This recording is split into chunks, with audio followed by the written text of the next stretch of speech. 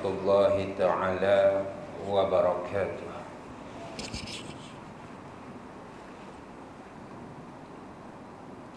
A'udzu billahi minasy syaithanir rajim.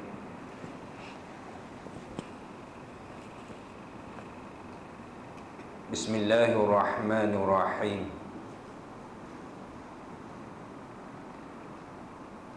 Alhamdulillah. Innal hamdalillah nahmaduhu wa nasta'inuhu wa nastahdihi wa nastaghfiruh.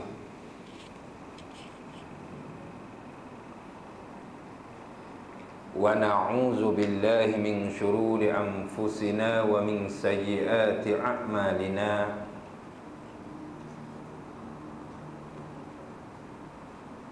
Man yahdihillahu fala mudilla lahu wa man yudlil fala hadiya lahu.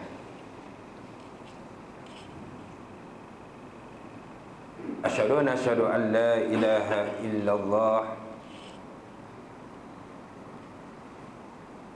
wa nashhadu anna Muhammadan abduhu wa rasuluh. Allahumma salli wa sallim wa barik ala sayyidina wa maulana Muhammadin sallallahu alaihi wasallam wa ala alihi wa ashabihi wa azwajihi wa zurriyyatihi wa man tabi'ahum bi ihsanin ila yaumiddin. Qala rabbi shrah li sadri wa yassir li amri wahlul 'uqdatam min lisani yafqahul qawli. Rabbana zidna ilman warzuqna fahman wasi'a. Radina billahi rabba wa bil islami dinah wa bi Muhammadin sallallahu alaihi wasallam nabiyya wa rasula. Amin ya rabbal alamin. Wa amma ba'd. Yang saya hormati Tuan Nazir, Tuan Imam, seluruh kepimpinan ahli jawatan kuasa masjid, muslimin, muslimat, hadirin dan hadirat yang dirahmati lagi dikasihi Allah Subhanahu wa taala. Alhamdulillah. Pertamanya dan selama-lamanya marilah sama-sama kita merafakkan kesyukuran kita kepada Allah Subhanahu wa taala yang sekali lagi pada malam ini kita dijemput, kita diizinkan oleh Allah Subhanahu wa taala untuk hadir ke rumah Allah Subhanahu wa taala menunaikan solat fardu isya secara berjamaah. Dan insya-Allah kita akan menunaikan solat sunat tarawih secara berjamaah. Dan alhamdulillah, ini di antara nikmat yang sangat besar yang Allah Subhanahu wa taala telah menarik daripada kita pada tahun yang lepas. Tahun lepas kita semayang tarawih di rumah masing-masing bersama dengan ahli keluarga kita. Bukan hanya sembahyang tarawih, bahkan sembahyang-sembahyang yang lain kita tidak dibenarkan datang ke rumah Allah Subhanahu wa taala, tak dibenarkan datang ke masjid.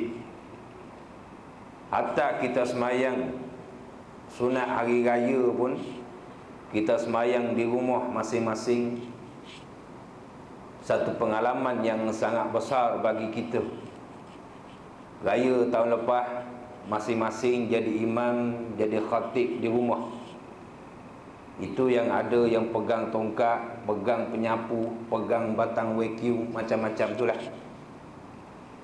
Jadi tuan-tuan yang dirahmati lagi dikasihi Allah Subhanahu wa taala.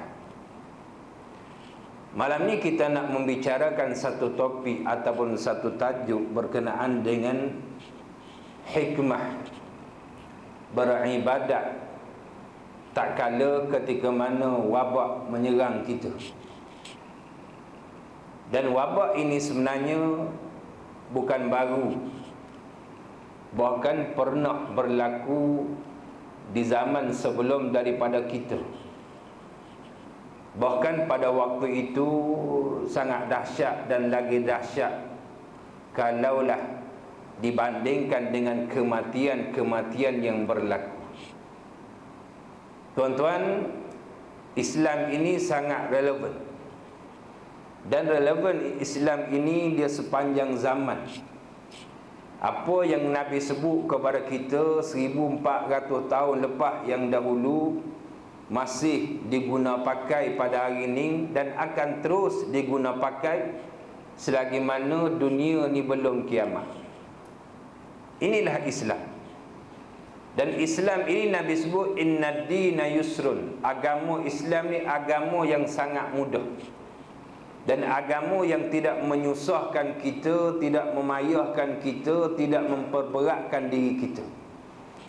Sehingga Nabi sebut jangan kamu memperberatkan diri kamu dengan agama, tetapi jangan juga kamu mengambil ringan dengan agama.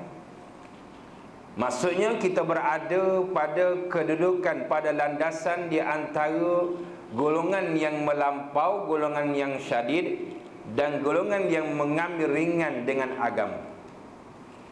Tuan-tuan muslimin, muslimat, hadirin dan hadirat yang dirahmati lagi dikasihi Allah Subhanahu wa taala. Di dalam sebuah hadis Nabi sallallahu alaihi wasallam, hadis yang diriwayatkan oleh Imam Bukhari, hadis sahih. Hadis daripada Abu Musa Al-Asy'ari radhiyallahu anhu. Qala Rasulullah sallallahu alaihi wasallam, "Idza kana al-maridul 'abdu aw safar, kutiba lahu mithlu ma kana mukiman sahiha." Atau kama qala Rasulullah sallallahu alaihi wasallam. Daripada Abu Musa Al-Asy'ari radhiyallahu anhu, Rasulullah sallallahu alaihi wasallam telah bersabda. Sabda Nabi, kata Nabi, apabila seseorang hamba dia ni jatuh sakit. Kata Nabi, apabila seseorang hamba dia ni sakit, tak kiralah sakit apa yang menyebabkan terhalang untuk nak menyempurnakan ibadat dia. Au safar, ataupun dia ni bermusafir.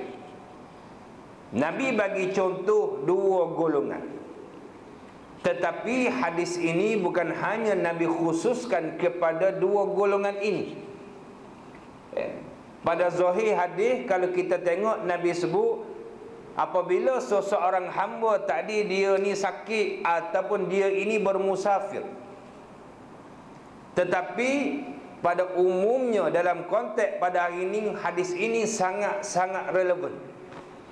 Dalam keadaan pergerakan kita hari ini dibatasi ataupun pergerakan kita ini sangat-sangat terbatas.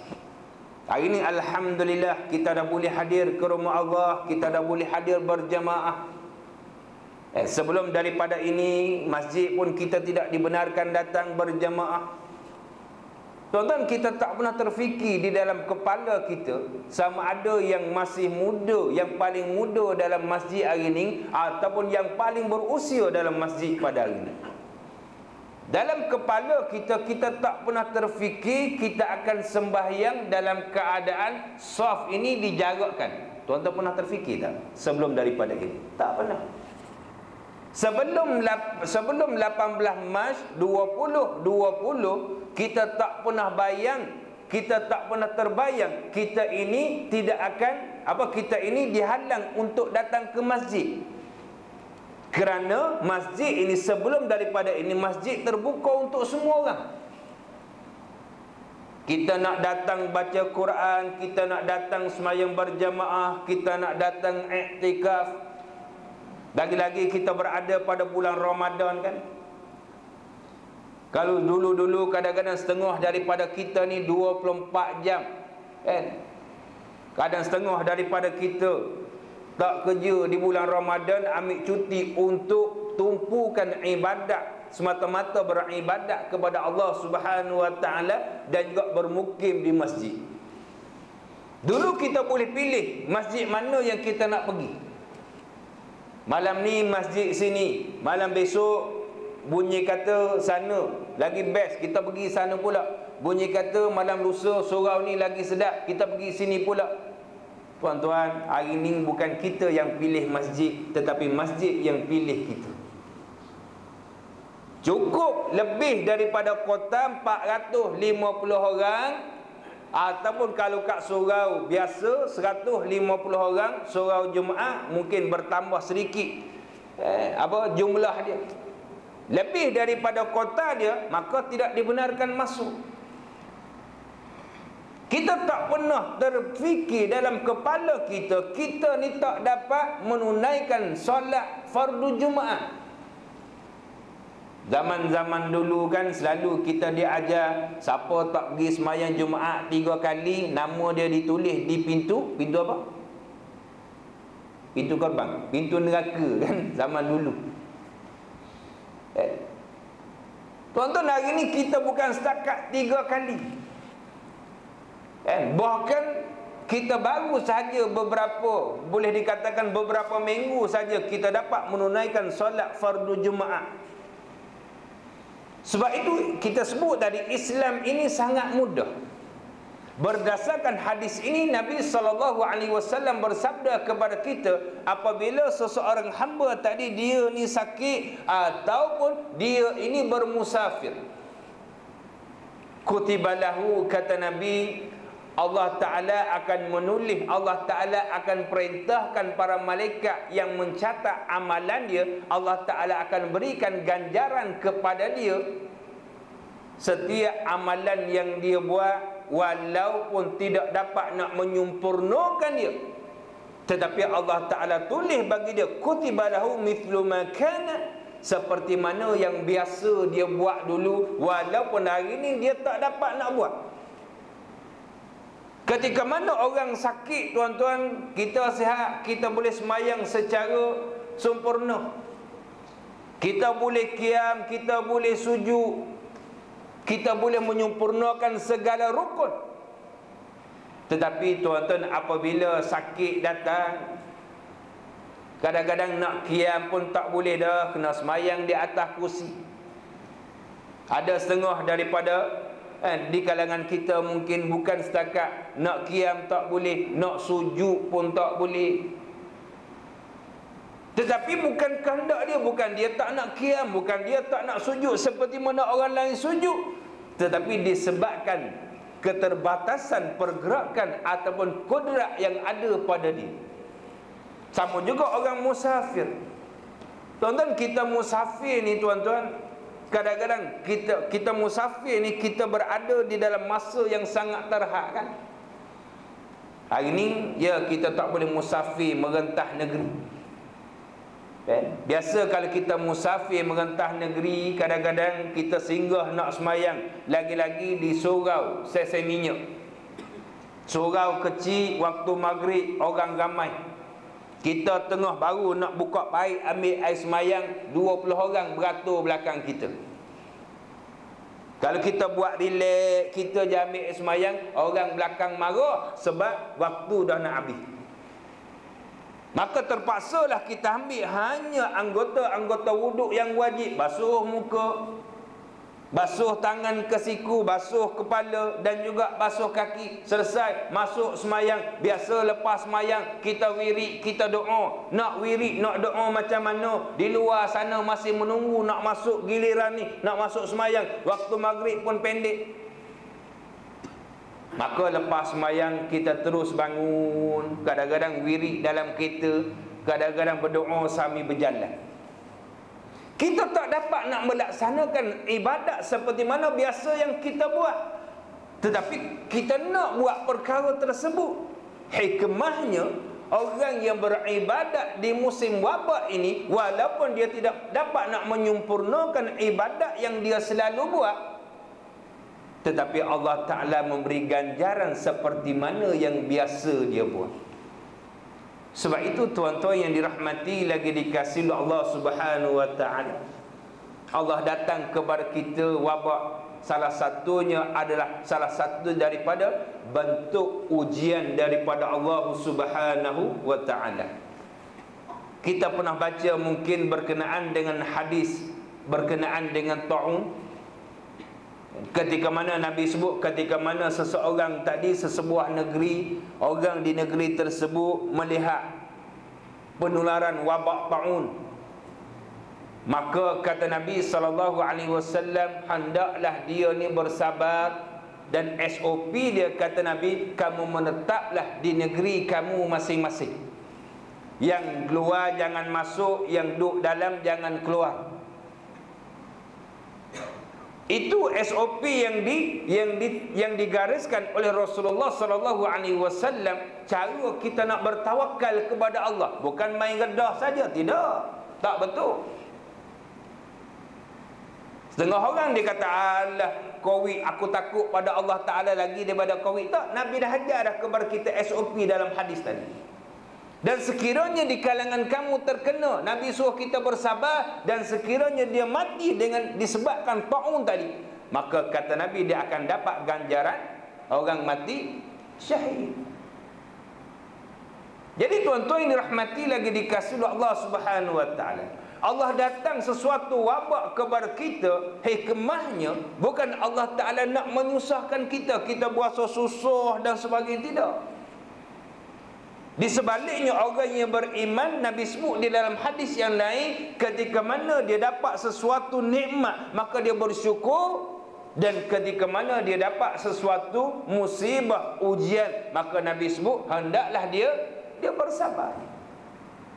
Walaupun kata Nabi, hatta tercocoknya duri ke tangan dia, maka dia akan tetap dapat ganjaran sabar ataupun ganjaran musibah yang Allah Subhanahu wa ta'ala turunkan kepada dia. Ini Allah Ta'ala nak tengok bagaimana kesungguhan kita.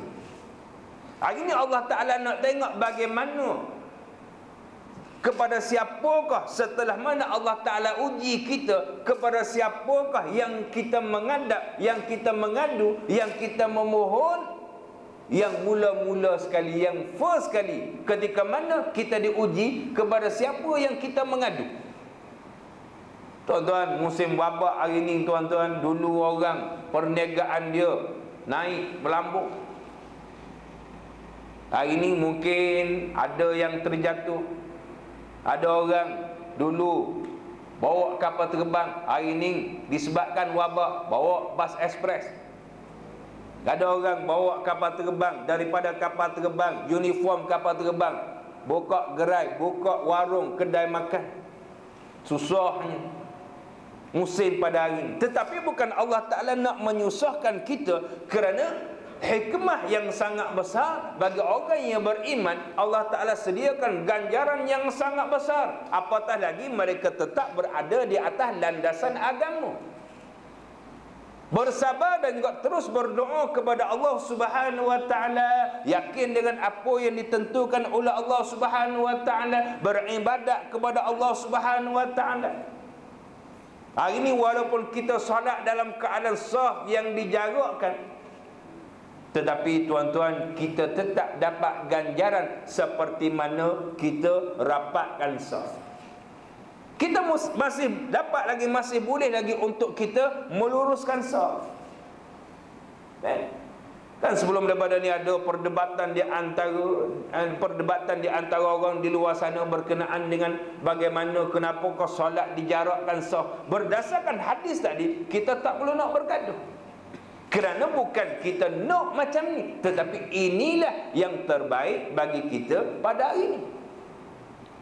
Sebab itu tuan-tuan yang dirahmati lagi dikasihi Allah Subhanahu wa ta'ala, saya tengok kisah seorang ulama yang beliau ni pernah dipenjara.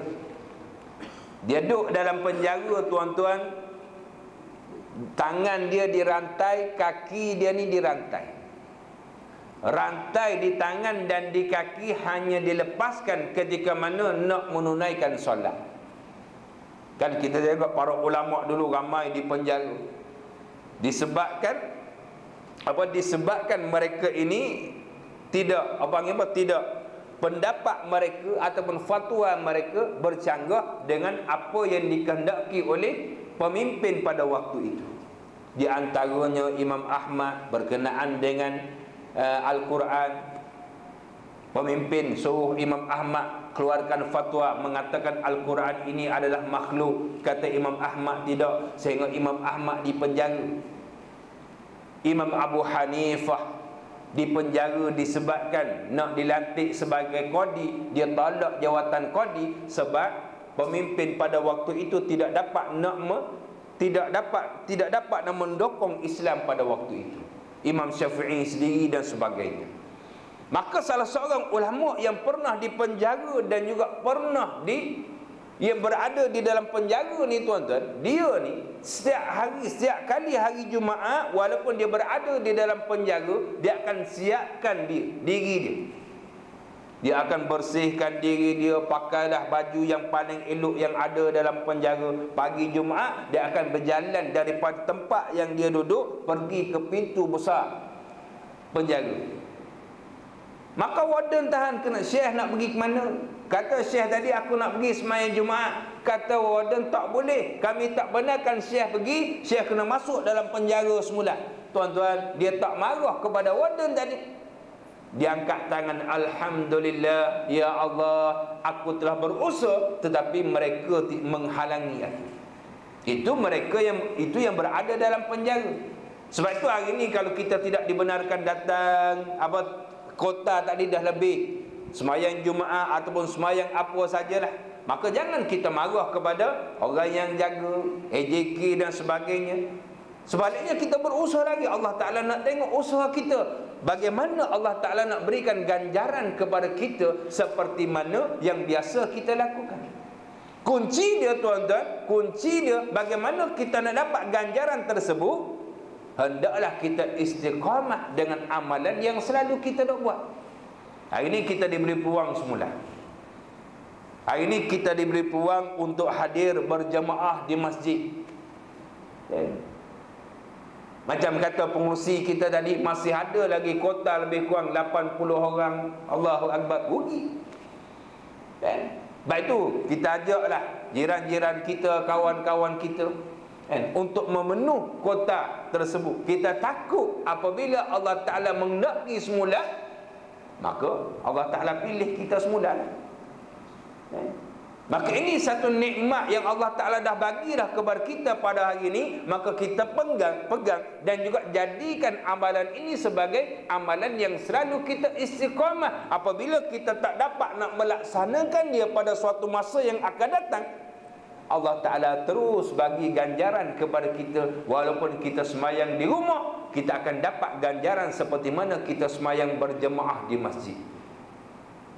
Kita sedekah dengan jumlah yang kecil berbanding dengan suatu ketika dahulu kita istiqamah dengan satu jumlah yang agak besar. Walaupun hari ini kita tak mampu dengan jumlah tersebut, tetapi Allah Ta'ala berikan ganjaran dikira dengan jumlah yang selalu kita lakukan sebelum datangnya wabak pada hari ini.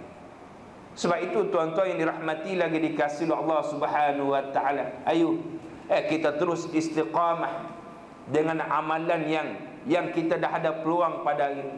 Kita boleh datang berjamaah, dan kita boleh datang semayang sunat tarawih, kita boleh berjamaah 5 waktu, kita boleh baca Quran dan sebagainya. Ayo pada hari ini kita terus melaksanakan dia, hingga menjadikan ia sebagai amalan yang selalu kita buat. Sampai satu masa, sama ada kita dihalang, sama ada kita sakit, sama ada kita bermusafir, tetapi Allah Ta'ala tetap berikan ganjaran kepada kita. Inilah Islam yang Nabi ajar kepada kita. Islam yang sangat mudah, Islam yang tidak terlalu syadid, dan Islam yang tidak terlalu mengambil ringan dengan agama. InsyaAllah, mudah-mudahan saya doakan kepada tuan-tuan semua, Allah Ta'ala permudahkan urusan tuan-tuan, dan juga mudah-mudahan Allah Ta'ala menerima amal ibadat kita di dalam bulan Ramadan pada tahun ini. Siru ala barakatillah. Wassalamualaikum warahmatullahi ta'ala wabarakatuh.